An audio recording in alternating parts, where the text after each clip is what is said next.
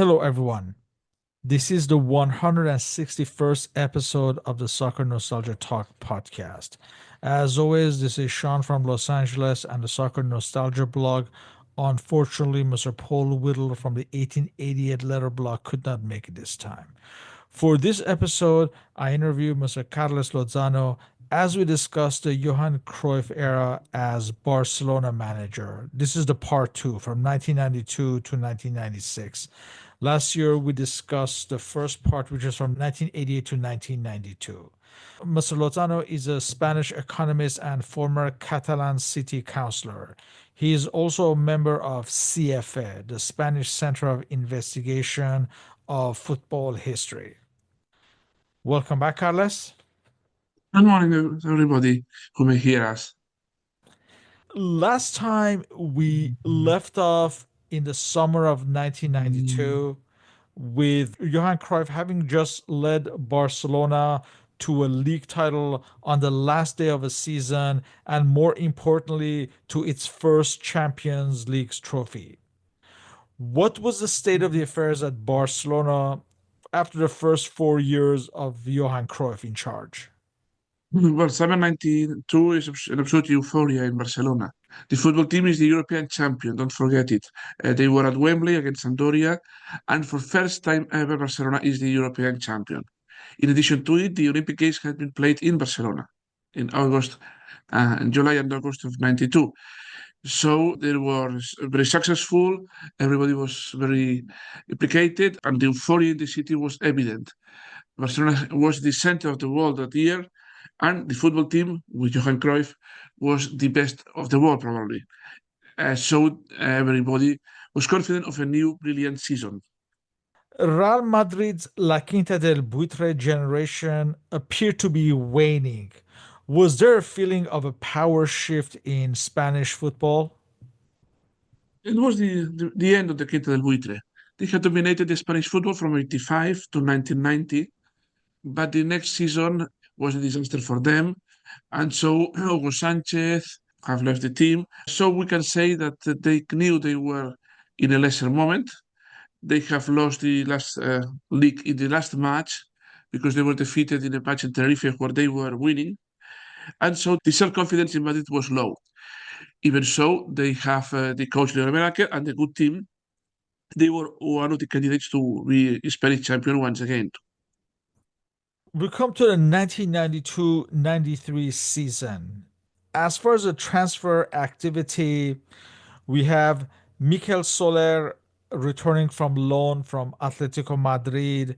Another defender, Pablo Alfaro, came from Real Zaragoza. And relatively unknown Croatian Goran Vucevic from Hajduk Split, but he would be restricted to the B team. As far as the players leaving, the defender Nando had a buyback clause from Sevilla, who immediately sold him to Real Madrid. Cristobal Paralo rejoined Real Oviedo, and another key defender, Ricardo Serna, would later join Deportivo La Coruña. It was light in transfer activity. I imagine Cruyff had confidence in his team, and what a team it was. Let's just mention some of the names. Zubizarreta in goal, Ferrer, Ronald Koeman, Nadal, Alessanco still there, Guillermo Mhm. Amor, Baquero, Eusebio Sacristan, Juan Goycochea, Michael Laudrup, Guardiola, Mhm. Richard Witzke, and of course, Begiristain, Julio Salinas, and Risto Stoichkov up front. So a very strong team. That was the best Barcelona in the club's history until that moment. The changes this summer was really minor. The arrival of Pablo forced the defense, but he wasn't a very important player. And just Nando and Cristobal left. The team was essentially the same that the previous season. And the expectations were so high because the team was apparently the best in Europe. They should have to demonstrate it, and they will not get it this first season. Let's discuss this 92-93 season. It was disappointment in Europe as they were eliminated by CSKA Moscow before the group phase of a Champions League.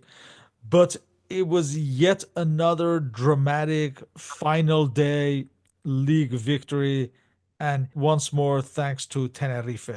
European Cup was the big disappointment of the season. It was the first year of the new competition system with the teams in Europe. Only European National League can participate. They have to play two eliminatory rounds before of the first league phase. Well, Barcelona played apparently with an excess of confidence against CSKA of Moscow. They went to Russia and reached a 0-0. That was a good result in those times because playing in Russia with the cold was always difficult. And in the second leg in Barcelona was expected to be easy to win. And effectively, Barcelona was winning 2-0. But unexpectedly, CSKA scored one goal and another and won 1-2-3. That was eliminatory, a qualifying eliminatory. So Barcelona, the European champion, was out of the competition in the round of 16 and couldn't reach the main phase, the phase of 8 teams. So this year, the paper Barcelona in Europe was absolutely inconsequential. But it is the European Super Cup, a lesser trophy, but played with the two main champions. And then Barcelona could defeat Werder Bremen and so reached an European title that has not won in the 3 previous participations. But to win the European Super Cup was less important. It was reached because Barcelona defeated in Camp Nou 2-1 to Werder Bremen in the polemical match where the goalkeeper of the German team, Rek, was sent off. And from that moment, Barcelona, with goals by Stoikov and Goicoechea, won by 2-1. It was almost unprecedented for Barcelona to win 3 league titles in a row. And I think Cruyff even joked that he had now won more as a trainer than a player at Barcelona. The third league in a row, something that never had got before, and Real Madrid was the only team who has got it. And the way Barcelona won this league was really spectacular, not because it was very brilliant in the play, that it sometimes was, because they have really problems to reach the first position, and they got it only in the last match of the league. The league started in September with a match between Barcelona and Real Madrid in the first match of the league. And Barca wins 2-1 thanks to a goal of Stoikov in the last minutes of the match.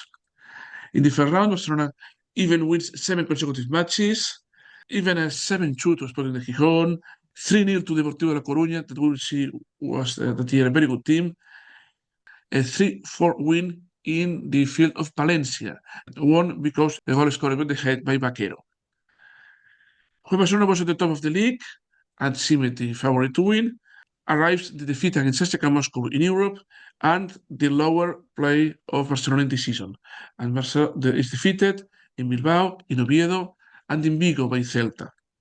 Loses the first position against a Real Madrid who has 22 matches without a defeat in a row. And so we reach to the last matches of the day of the league, with Real Madrid in the first position and Barcelona in the second position. A third candidate, Deportivo de La Coruña, a very humble team in that time, that with Arsenio Iglesias as a coach and Bebeto as a star had been fighting for the first positions, is finally in the third position, but without chances to win the league. We go to the second by last day of the league. Real Madrid plays against Atletico Madrid. Real Madrid wins 1-0. So take the first position in the last match with 1 point of advantage over Barcelona. And Real Madrid goes to Tenerife. If you remember, 1 year before, Real Madrid also finished the league in Tenerife and they were defeated, and so they were in the champion because Barcelona that day won and took the title. This year, the circumstances repeat. Real Madrid goes in the last match to Tenerife. Tenerife is a good team playing very well with players as Fernando Redondo, with an Argentina style imposed by his coach, Jorge Valdano. Both of them will finish in Real Madrid some years later. Barcelona play at home against Real Sociedad. Everybody is thinking, it's not possible. Real Madrid has the same mistake the last year. They cannot be defeated in the same field in the same way the last year. Well, probably Real Madrid players were the first to be thinking we cannot have this situation again. Until the point that the nervous played against them, and they were defeated. In only 20 minutes, they were 2-0 under Tenerife in the scorer, and Barcelona received Real Sociedad, and a goal by Stoikov give Barcelona the win. And so, in the very last day of the league, just until the previous year, Barcelona won. Real Madrid was defeated, and Barcelona was so, again, unexpected league champions. The third in a row, the 12th in total, and the big success for Barcelona, who was so consolidated as the first team of Spain, and a very, very strong situation for Real Madrid, because it was 3 years without an important title for the Merengues. Let's circle back to the transfer activity for this season. In an interview later, Johan Cruyff claimed that he had wanted to make wholesale team changes as he felt some of the players had reached the end. However, club president Luis Nunez insisted that they should be rewarded and given new contracts because of the Champions Cup win. Do you think more transfers were needed in 1992? Yes, this season had showed that Barcelona should have reinforced more. This is a lesson that Cruyff will learn, and they will tell later that even when you win, you have to improve. You have to take some change in the team. Some good player new, even changing some of the good players. And so will be in the next season. In summer 1993, Barcelona will have a major incorporation to the team, Romario, the striker of PSV Eindhoven, where he was scoring a lot. A little controversial as a player, but with absolutely talentos and exceptional quality. Romario was the big incorporation for the season. Even when it had a meaning, it was a striker, and Barcelona was playing these 5 years with Cruyff without a striker. But Cruyff thought that he had also to change something in the way of playing. And so the tactic changed. Barcelona will play this year with three attackers. Before it was not clear because the total football of Cruyff included that everybody was everything.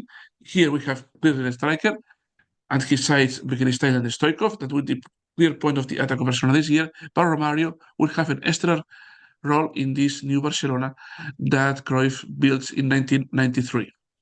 For this 1993-94 season, besides Romario being the big signing coming over from PSV Eindhoven, you also have Ivan Iglesias, a midfielder from Sporting Gijón, and another striker, Quique Estebaranz from Tenerife. As far as the players who departed, Alessanco retired at the end of the season. Also, Richard Witzke, the Dutch midfielder who never really settled in Barcelona, he left to join French club Bordeaux. Mikel Soler left to join Sevilla, and Pablo Alfaro joined Racing Santander.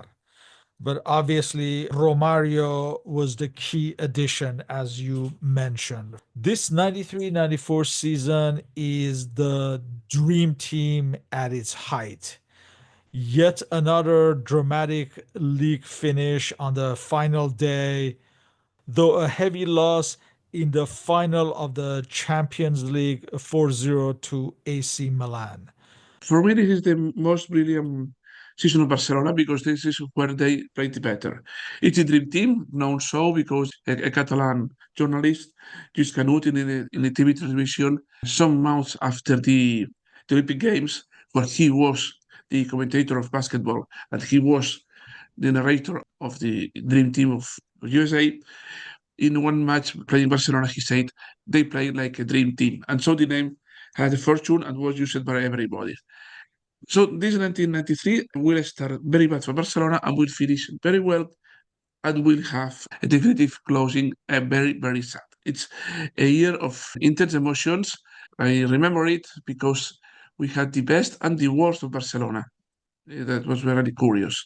It starts the very first match of the season against Real Sociedad in Camp Nou. It's the first match of Romario, and people asking, will Romario be as a good player as they say, or maybe not? Well, in the first day in Barcelona, Romario scores 3 goals, and Barcelona won 3-0 to Real Sociedad. So Romario asked how many goals he could score. He said he will score 30 goals in the league, and he scored exactly 30 goals in the league that season. Barcelona started very well, winning 4-1 to Zaragoza with 3 goals of Chiqui Begiristain, but around October, things were not so nice. Barcelona is defeated in La Coruña by Deportivo, which is a very strong team this season, and has a very strange match against Atletico Madrid. The matches between Atletico Madrid and Barcelona were always very strange. In the last season, for instance, in the cup matches, Barcelona had won 0-5 and 6-0. And this season, Barcelona goes to the field of Atletico Madrid and is winning 0-3 with 3 goals by Romario. That's wonderful. That's absolutely superiority of Barcelona. But incredibly, Atletico Madrid scores one goal after the other, and with a goal scored by Caminero in the very last minute of the match, Atletico Madrid wins 4-3. Incredible that a team as Barcelona could be defeated by Atletico Madrid in this way. But also, some weeks later, is Lleida, a very humble Catalan club, only his second season in the Spanish league, that comes to Camp Nou in the match where it expected a very big win of Barcelona. Well, Barcelona is unlucky. Romario even fails to score a penalty, and the goal by Jaime Quesada gives Lleida an unexpected win, 0-1 against Barcelona. Lleida will finish the season in the last position. So it was a big mistake for Barcelona. So this Barcelona is the same team that is defeated in Gijón 2-0, but can win at Valencia 0-4. And in the very first week of January, Barcelona receives Real Madrid in a very remembered match, because the Barcelona of Cruyff will give maybe the best performance and defeats by 5-0 to Real Madrid. 5-0. And a result expected in a lot of years, that gives with 3 goals of Romario, again in a very spectacular match, a game against Alcorta where he makes a new chance. The Cola de Vaca is called here, that he gives to the goal of Barcelona. Well, absolutely can know is full with this show. Barcelona is again the main favorite to the title, even when Deportivo La Coruña is in the first position of the table, or something unexpected. But just later come the worst matches of Barcelona. It will arrive the crisis of February 1994. It consists that Barcelona is defeated against Real Sociedad in San Sebastián, against Athletic de Bilbao in Barcelona 2-3, and in Zaragoza. Zaragoza was a team which was playing well, but nobody could expect that Zaragoza will defeat Cruyff Barcelona by 6-3. The result was a bomb. How Barcelona could receive 6 goals in a single match. In the table, Barcelona was the third at 6 points under Deportivo de La Coruña, and 14 matches to play, everything seemed impossible to win. Even so, Cruyff and the players say they will try to win the league, and they promise to win all the matches in what remains. They are close to get it. They will win 12 and will have just 2 draws in the remaining league. They start with an 8-1 win against Osasuna. Later, they win at Valladolid 1-3 in a very difficult match because Zubizarreta is sent off in the first minutes, but even so, Barcelona wins with a player less. And the very important match against Deportivo de La Coruña in Camp Nou, Barcelona wins by 3-0 with goals by Stoichkov, Romario, and Laudrup. The distance is lesser, but Deportivo stays in the top. Barcelona only gets a 0-0 in the field of Logroñés, a very difficult field, the worst in Spain, especially in rainy days. So Barcelona cannot win, but defeats Atletico Madrid 5-3 in a very strange match against Atletico Madrid. 3 goals by Romario. Barcelona was losing 2-3 but wins. 4 players sent off. Later, Barcelona wins against Celta 0-4 and arrives 2 matches to the end. Barcelona is 1 point down to La Coruña. And Barcelona has to go to the field of Real Madrid. And winning Santiago Bernabéu, even for Cruyff, is very difficult. The Barcelona of Cruyff never had won against Real Madrid in Santiago Bernabéu. But this year, they will do. And the goal by Amor give Barcelona the win, 0-1. The same day, Deportivo defeats Logroñés 0-2. And so in the last match is Deportivo who arrives in the top with 1 point of advantage of Barcelona. A similar situation to the 2 previous years is not Real Madrid in the top, it's Deportivo La Coruña, and they are playing at home against Valencia. Valencia with nothing to win in this match. If Deportivo wins, they are champions. And the minutes go advancing with 0-0, but if Deportivo scores a goal, they will be the league champions. In the meantime, Barcelona is playing at home against Sevilla, and that's also a difficult match because Simeone, the current coach of Atletico Madrid, scores for Sevilla. Stoichkov equalizes. Saka advances Sevilla again. And in the second time is Barcelona in his top, that with goals by Stoichkov, Romario, Laudrup, and Vaquero wins 5-2. So Barcelona has done what they can do. They need Deportivo don't win, and they are not winning. We are in the last minute of the league now. Deportivo needs a goal. They are attacking against Valencia, and there is a penalty for Deportivo. Last minute of the league, and if Deportivo scores the penalty, they are the league champions. The star of the Galician team, Bebeto, wouldn't take the chances to shoot, and will be Miroslav Jukic, a Serbian player, who will try the option. He shot at the Valencia goalkeeper. González takes the ball. It's not a goal. Deportivo has not won to Valencia, and Barcelona, unexpectedly, for third consecutive year, is the league champion of Spain. Maybe this championship the most strange of all, because Barcelona was very down in the table, and because a penalty in the last minute would have given the title to Deportivo, but they didn't score it. Very remembered win for Barcelona, and very sad for Deportivo, who could win so their first league title, and they didn't get it until 6 years later. And obviously, we mentioned the loss against AC Milan, but I imagine for most fans, a fourth successive league triumph more than made up for that heavy loss. Despite winning this fourth straight league title, there was a feeling that Barcelona should have done better in all those seasons and not rely on last day errors from its opponents to win the title. What is the view of Barcelona historians regarding this? When you win in the last match, it's a chance, it's lucky, but for the supporters, it's not. It's nothing of this. If you win in the last match, it's because you deserved it. It's because you fought. No matter, you are the champions, and the euphoria Barcelona was again. Barcelona was the league champions, fourth in a row, three with some lucky, but fourth in a row.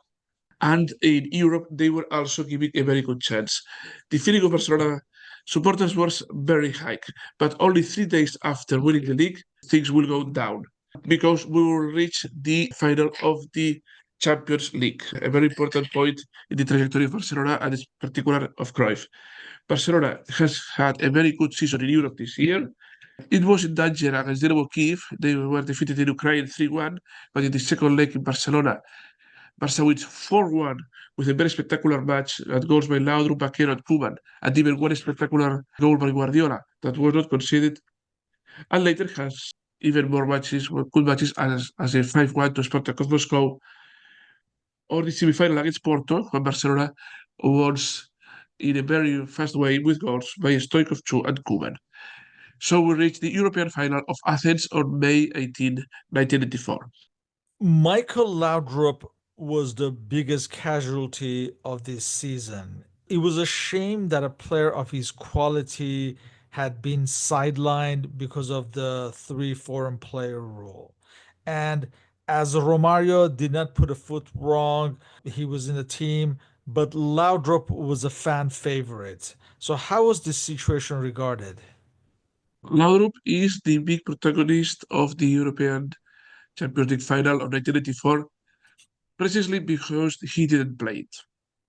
At that time, the rules in the Spanish league and so in Europe was that a club could have four foreign players. In Barcelona, they were Romario, Stoichkov, Laudrup, and Koeman, but just three of them could play the match. In Europe, it means that it was absolutely the three played and the other was not in the bench too. He could not play. So Cruyff had to choose which of the four players will play the final. He chose Romario because he's the scorer and the star. He chose Koeman because he is the main point of the defensive structure and the leader of the team, and Stoichkov because of his speed and his quality. So Laudrup, being a very talented player, recognized by everybody, is out of the match. Michael Laudrup, one of the best players in Europe in the moment, will not be playing the European Champions League final. And when the match is played, it's a disaster for Barcelona. Milan wins 4-0. It's absolutely superior for the very first minute. One goal after the other. Mistakes in all lines. Barcelona has no chances to score. Mistakes in Zubizarreta and in the defense. A total disaster for Barcelona that match. Cruyff is questioned, and one of the first things is asked to Cruyff is why you didn't use Laudrup in this match. And he had a good answer. He didn't use Laudrup because so he could use Koeman, Stoichkov, and Romario. But when you are defeated, and when you're defeated by 4-0, everything is bad, everything is a mistake.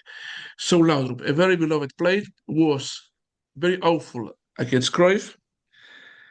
And in the next days to this match, Laudrup will take a strong decision.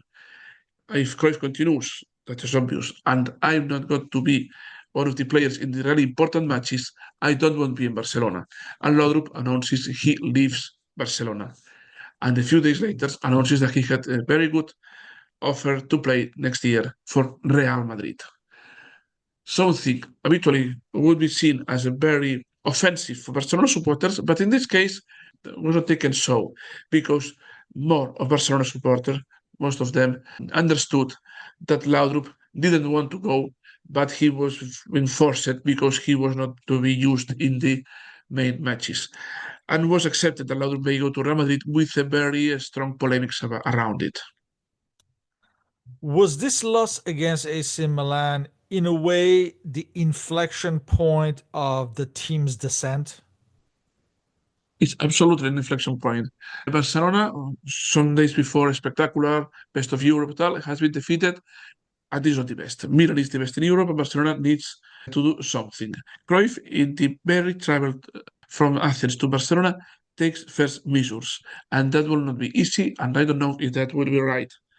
He tells Zubizarreta, the goalkeeper of 8 years in Barcelona, and seen as the best goalkeeper in Spain, that he will leave the team, that Zubizarreta will not continue. Something really unexpected. And so announces will to other players. Also Goicoechea with 4 years in the team, and all his 4 years in Barcelona, he has been league champion, currently. The only player who can say this, also leaves the team. And in summer, he asked to President Núñez take really a strong list of new players. They begin to do it, and they will take some players and will tell that, well, some are good, something will not result very well.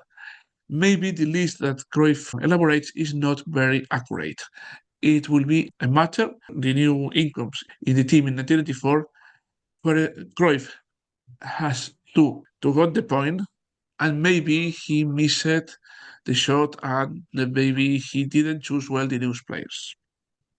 The summer of 1994 saw the late return of Romario to training as he was still celebrating the World Cup win at home in Brazil. Cruyff nearly sacked him. In retrospect, should he have transferred him just then? Yes, Cruyff was very strict with the rules, and he was the authority in the dressing room, and he wouldn't allow nobody to go against it. But with Romario, he cannot do it because Romario is the biggest star. Romario wins the World Cup, where he is the star of Brazil, and he has to come back to Barcelona in a date, but he takes 1 week more of holidays. When he arrives, he talks to Cruyff, and nothing happens. There is no sanction, there is no punishment, and so they expect to have lower problems, not have problems for the season, who has still to begin.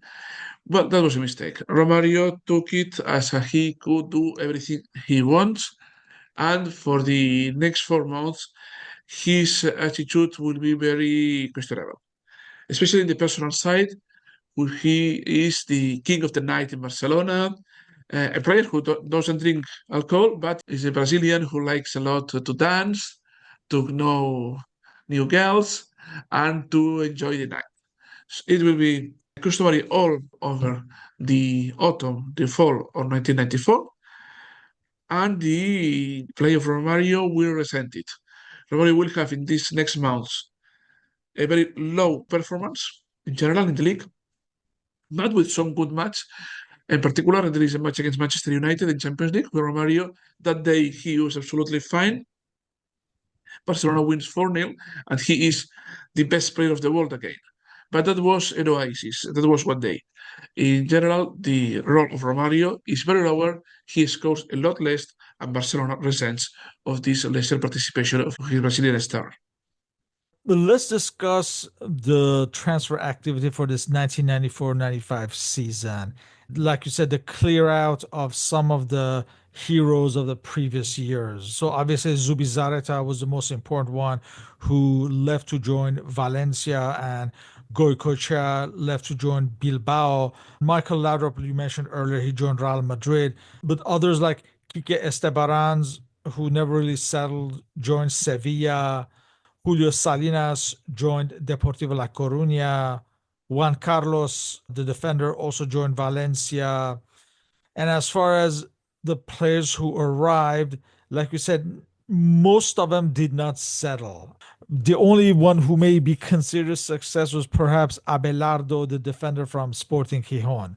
But Jose Mari from Osasuna, Javier Escaich from Sporting Gijón, Escurza from Bilbao, goalkeeper and future Spanish national team manager Julian Lopetegui from Logroñés, Sanchez Jara from Osasuna, and big name signing Georgi Hagi, the Romanian superstar from Brescia, and also the Russian midfielder Igor Korneyev from Español Barcelona. Most of them did not have good seasons for Barcelona and were below par for a team of Barcelona standing.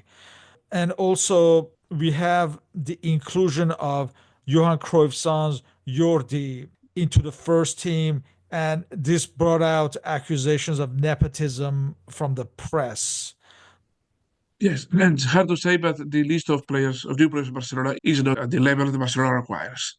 Players like Jose Mari, Korneyev, and Descats had some good match the previous season. In TV, it was told that they are good players. Descats, for instance, scored 5 goals in a match, but they were not players at the level Barcelona requires. Just Abelardo, a young defender of Sporting de Gijón, it will be a good income, and he will be a lot of years in Barcelona, who is very beloved. And George Hagi. George Hagi was called the Maradona of the Balkans. This Romanian player had a very, very good chance in the World Cup in 1994 in the USA and was really one of the top players in the world, maybe the 10, 12 best players in the world. Here, his role will be very low. He will never reach that level. Hagi will have only a few chances, so only a few good performances. And in 2 years in Barcelona, he will not reach the level we expected of him. You have the mid-season transfer of Romario to Flamengo. He was never really the same player after the World Cup, it seemed like. His personal habits, nobody to question them, but a football star has to have some rules to follow, and he was absolutely devoted to party. So Barcelona in this first month of the season has some disappointment. They start in the pre-season with a defeat against Valencia 1-4 in the Camper Trofeum, and arrives to the wars around Christmas, when we'll have the same problems. Holiday Christmas, Romario, with a doubt, will he come in the expected date or not? He delays only 24 hours, but things will precipitate. The matter is the first match in the new year, in January 1995, is Real Madrid-Barcelona. Real Madrid, which is at the top of the table, and Barcelona is not playing well. Even so, nobody expected that Real Madrid may win 5-0. It's the revenge of the previous year when Barcelona won 5-0. But you look that Barcelona scores 5 goals to Real Madrid is something that happens sometimes. Only a few days ago, it has happened again. But Real Madrid wins very often to Barcelona, but usually not by so a score like this. This 5-0 with 3 goals by Chilean striker Ivan Zamorano was very, very important. Was an humiliation, and also with the point that Romario was seen as the main responsible of that. His lack of professionalism, his lack of physical condition to play that match, led to Barcelona absolutely out of line, unable to do anything well in the field. And so the first victim of this 5-0 was Romario, who just a few days later was sold to Flamengo, the Brazilian team in his native city of Rio de Janeiro, where he was expected to reach the acceptance to his own rules. But that was terrible. Romario, a player that 4 months before was seen as the best of the world, who is described by Ivers Dirópolis as the jugador de dibujos animados, a player of a cartoon, because what he did with the ball, his movements, were impossible to do by a person if not was a cartoon of the scene of TV. From the top, from absolutely the top of the world football, to be sacked, to be sold at a low price to a club in your native country where you can start again. Incredibly, the Barcelona had gone low, and Romario was in the lowest point in his career, just 6 months after to be in the highest point of his career. As far as this 1994-95 season, the highlights was, like you said, the Manchester United win, as well as Hristo Stoichkov winning the Ballon d'Or for his performances in the World Cup. But Carlos Busquets, who replaced Zubizarreta in goal, was not at the same level. Obviously, father of Sergio Busquets, Barcelona legend. Barcelona finished fourth in this season. It was the first season without any titles since Johan Cruyff had been in charge. Another of the key points of the season is that the goalkeepers matter. Zubizarreta is sacked the previous season because of personal decision of Cruyff. Who will take this position? Well, the chances are for Julen Lopetegui. He was a young goalkeeper of Logroñés, now is a coach in the Premier League, but at that point was a young keeper of Logroñés. He arrives here, but from his very first matches, is not very convincing. And so it will be Carlos Busquets, the reserve goalkeeper in the previous years of Zubizarreta, who will take the position as the goalkeeper of Barcelona. And his performances are not good, really. He's not a very good goalkeeper at that moment. And takes also his low in the match in Santander, where Barcelona is defeated by Racing of Santander, a very humble team. Barcelona is defeated 5-0. 5-0. Busquets is sent off in the mistakes of his own, and the performance of Busquets are very questioned. Lopetegui even so plays very few, and nepotism you said before, and here we go. And the third goalkeeper of Barcelona is Mariano Angoy. Who is Mariano Angoy? Is a young goalkeeper of the La Masia, who eventually is also the boyfriend of one of the daughters of Johan Cruyff. Nothing bad about this, but everybody knows he is the boyfriend of the daughter of Johan Cruyff. So, in a season when you are having bad results, when you sacked your best goalkeeper, so leaving open the chance with any goalkeeper, and maybe a not very good goalkeeper, maybe goalkeeper of Barcelona, have relative to you is questionable. Also, and this is not the same, when Jordi Cruyff was also in the team. Jordi Cruyff was the son of Johan Cruyff, the son, directly, and he was been preparing in Barcelona this year, and now he was 20 years old, and he's a good player. Jordi Cruyff, yes, he's a good player, not a world star as his father, but he's a good player. I agree that he believes the chances he has in the team, and he finally gets a position in the lineup, and he deserves it. In a season where everybody is playing bad, Jordi Cruyff, yes, he deserves this position. Until the point on the very last match of the league when Barcelona isn't sure even to go to UEFA Cup next season. So bad is the season Barcelona may be out of Champions League and out of UEFA Cup. Barcelona has to win at Bilbao, and Barcelona defeats Athletic Bilbao 0-2. And one of the goals is scored by Jordi Cruyff, a very important goal that qualifies Barcelona to the next European season. But the matter of the goalkeeper goes but the bad way. Busquets is all the season the goalkeeper. Lopetegui is not at the level. And Ngoy didn't play, but is a phantom there that if Cruyff uses Ngoy as the goalkeeper, the critics will have very points to win. During this season, Stoichkov also started to feud with Cruyff, which would lead to his departure. How was this viewed by Barcelona fans? Stoichkov is absolutely beloved by fans because of his strong character. His personality leads him to confront Real Madrid players, referees, and even Johan Cruyff. Two strong personalities, and as Cruyff and Stoichkov are in sometimes very good friends, and in sometimes they seem enemies. And when the enemies are the coach and the player, you know what uses to happen. And more if when the coach is Johan Cruyff. And so, without a concrete, a real question to say this is the point of divergence between them, the relation with them between Stoichkov and Cruyff will be worse every day and will have consequences in just a few months. We come to the 1995-96 season, the last season of Cruyff in charge. As far as the signings, we have young Portuguese star Luis Figo coming from Sporting, Bosnian striker Meho Kodro arrived from Real Sociedad, striker Angel Cuellar arrived from Betis, Ivan de la Peña, who was seen to be the future of Barcelona, is moved up from the B team. You have other youngsters like Oscar, who came from Albacete. Romanian libero George Popescu arrived from Tottenham in England. We have another B team player, Tony Villamazan, moved up from the B team.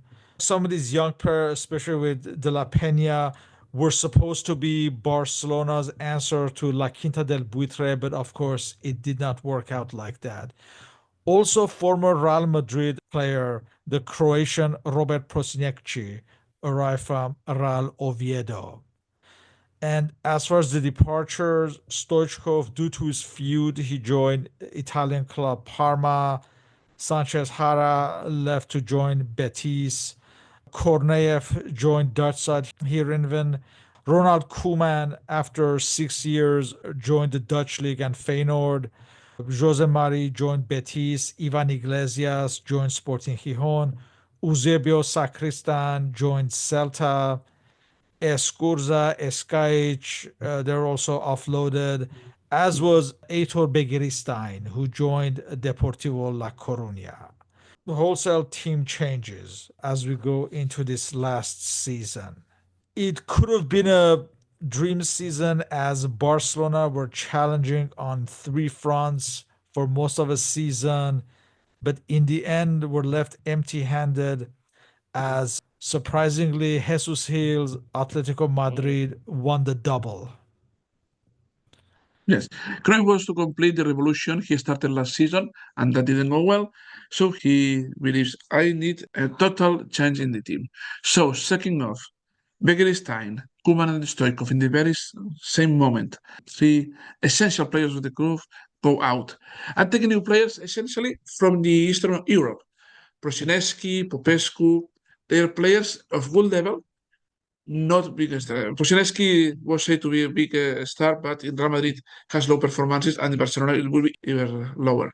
Only Figo is a good chance of this. Figo is a good player. From the very first day, would give a good performance in Barcelona. In the other side, La Quinta del Mini. Ivan de la Peña is the top of the players, of the young players, prepared in La Masia, one of the first generations totally prepared in La Masia. Boys who come to Barcelona maybe around 12, 14 years and are educated here and also prepared to be footballist in a style. The style that they sang at Cruyff is the style that plays every team of Barcelona with players of 14 years old, 15 years old, 16 years old. So these players, like Belamazan, Oscar, his brother Roger, and particularly Celades and Ivan de la Peña, will be called the Quinta del Mini. The Mini is the mini study where they play their matches. And they will have a special day against Betis. There is a match against Betis where a lot of injuries leads to this player to be in the team, five of them. And that day, it's a hard match against Betis, and Barcelona wins 1-5 in the show spectacular. So the Quinta del Mini is expected to give in the next years, not in this moment, big chances to win something to Barcelona. But that will not be so. Really, none of them will be later a legend of Barcelona. None of them will have an important role in the future of Barcelona. But that's another matter, not for by Cruyff, but by the coach that will come later and for the same players. And as you see, the season will be with something of a kind of disaster. In the league, Barcelona stands in the second position for most of the season, and the long distance to the top Atletico Madrid, but they have still some chance in April when Atletico Madrid has to come to Camp Nou and is just 5 points lead. So if Barcelona wins, the distance will be of just 2 points of difference. But Atletico Madrid wins in Barcelona 1-3. Atletico Madrid in the direction of Radomir Antic and with players like Simeone or Penef is absolutely different to previous season. It's absolutely consistent block. They counter-attack perfectly and they win at Barcelona. Also, in the final of the Copa del Rey, we'll meet Barcelona Atlético Madrid. The match goes to the extra time, and they go by Caminero, the Spanish midfield, one of the stars of Atlético Madrid, gives the team of Jesus Gil the win and the doublet. Atlético Madrid wins League and Cup. Barcelona has nothing to win this season. The performance is low, third in league, second in the cup, and in the European competition, Barcelona is playing UEFA Cup against minor rivals. It's not the Champions League, and when it arrives to semi-finals, the rival is Bayern Munich. A very, very, very, very interesting eliminatory where Bayern Munich wins 4-3, very no difference, but they win the second leg in Barcelona. And once more this season, it is a problem for Barcelona, who has 2 consecutive years without reaching any major win. Many felt that Cruyff was sacked with 2 matches remaining just to humiliate him. It was a chaos. We were 2 matches to the end, but Atletico Madrid was the champion of the league. Barcelona had no chances, and so criticism was over Cruyff because 2 matches to play, but nothing to reach this season. And Núñez had asked Cruyff the list of players he wants for the next season. It said that the list that Cruyff gives him is unavoidable. All players are Zidane, Maldini, the best players in the world. Something unaffordable. You cannot buy in a season the 3 or 4 best players of the world from Milan, from Bayern, from teams that will not sell them because they are, well. And so it was not a list of players who can have a price that you can afford. That was a dream list. So there were tensions between Cruyff and Núñez, even in the media. And finally, Núñez takes the decision. Cruyff will not be the coach the next season. The era of 8 years has to finish because 2 years with the result are not acceptable and the tendency is even worse. So Núñez, the president from 1978, a president with a big respect by the fans and also bad criticism by some other fans, decides it's his role and that Cruyff will finish his contract this summer. And a Saturday morning, Vice President Johan Cruyff goes to tell Cruyff that he will not continue. That the Barcelona is training that morning, and he goes to Camp Nou to tell him. And the scene is pathetic, is Dantesque. Cruyff receives the news in very bad mood. The situation is very tense, very tense. Voices louder than other, and even it said some chair flying by the dressing room. Some, Johan Cruyff, as executive vice president, says, if you take it this and you are so aggressive and so in this mood, you cease to be, you're fired from this very moment. This Saturday morning, you are not more the coach of Barcelona. Go out. Incredible. Rexach, the best friend of Cruyff, accepts to be for these 2 remaining matches the coach of Barcelona, a decision that Cruyff will not like and will take some time to condone, to forgive.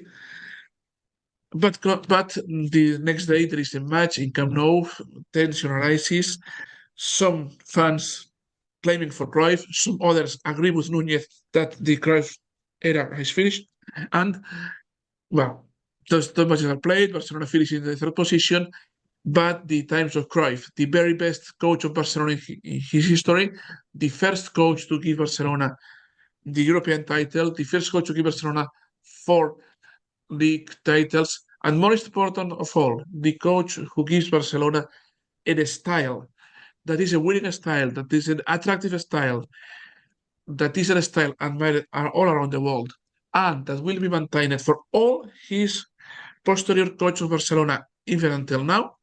This coach finishes his era in Barcelona in this way, this dramatic way.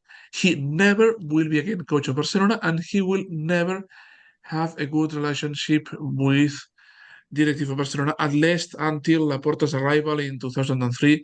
But during 7 years, the tensions are always.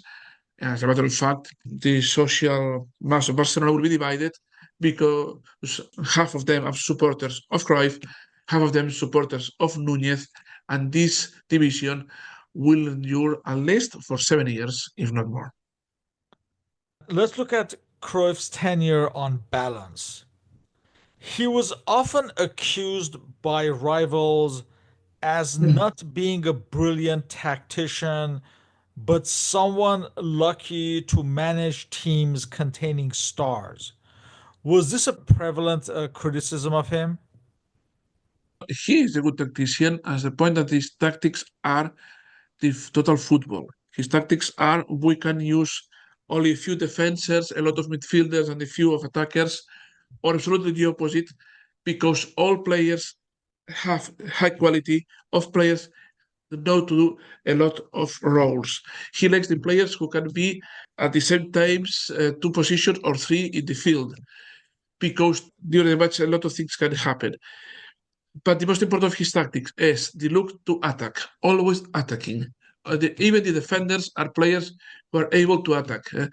For instance, the defenders of Barcelona all they score some goals around the season because all players go to attack. It's not easy for a student to say these are the position of the players of the field because they're never fixed. Julio Salinas, for instance, is a striker that plays and in an extreme position sometimes. Lineker, in the first year, it's more clear. Later, it's absolutely a chaos in the position of the field, but an organized chaos because players know what they must do. They know they must be everywhere at the same time. And so as they reach the superiority. And when they have the superiority and the ball, they have to control the ball, pass the ball quickly, and look forward, always searching for the opposite goal. Yeah, I believe he's a good tactics because he has a totally different book of tactics. His own tactics, not the classical ones. He has other questions to question. For instance, in the personal matters with the players, as we have seen, he has a sad ending with a lot of them. With the stars, he has the stars. He motivates them, even motivates them sometimes with public critics. He was not strange to go to the press conference and speak against his own players, say exactly this player, Stoikov, is badly in the last matches to say that Nadal will not play because he's not a good player these days. He gives names, and that can be offensive for players, but he reaches the top motivation for the players when they come back to the team. Even so, when they're at the point the player doesn't like this and they says my era here is finished and they don't want more Cruyff. Yes, it happened with a lot of players also, and it's a characteristics of Cruyff. His personal circumstances with his players were not in the usual way too. Many of his transfer dealings were also questions, as well as continuously playing players out of position. Were these justified criticisms? It's hard to understand sometimes. But finally, football is the rule of the results. When Barcelona wins, everybody say, "Oh, how original, how wise coach." He used Goicoechea, who was forward as a defender, who was at the same time in sometimes forward. But when you are defeated, everybody says, "Oh, why did you play this man in this position when his best position is this other?"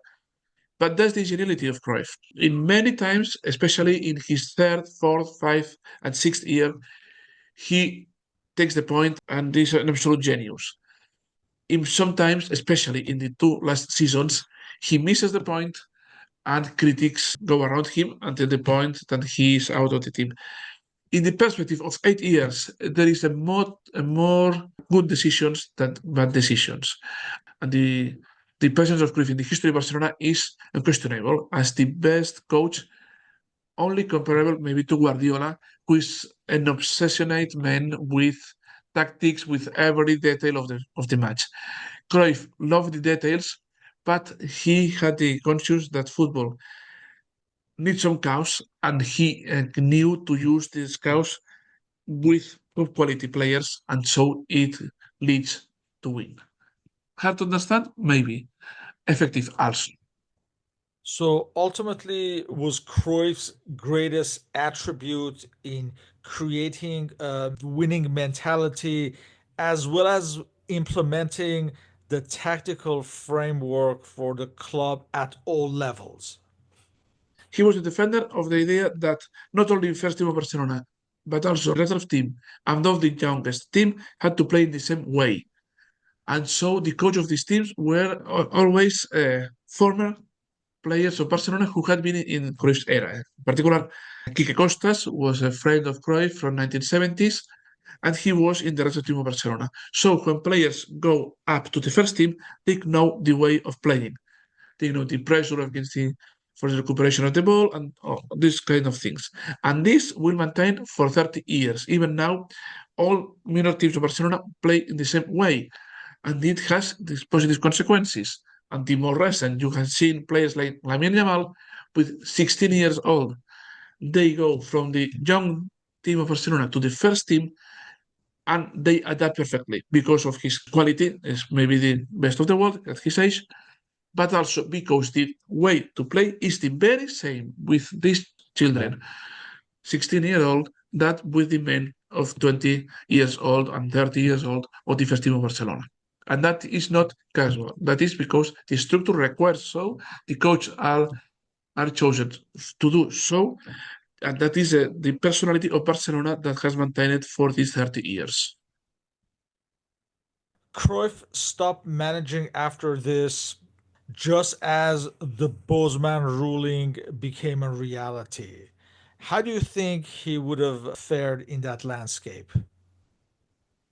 Well, you have to remember that Cruyff has some health problems in Barcelona. He has a heart attack in 1991. He was fully recovered, but we are now 5 years later.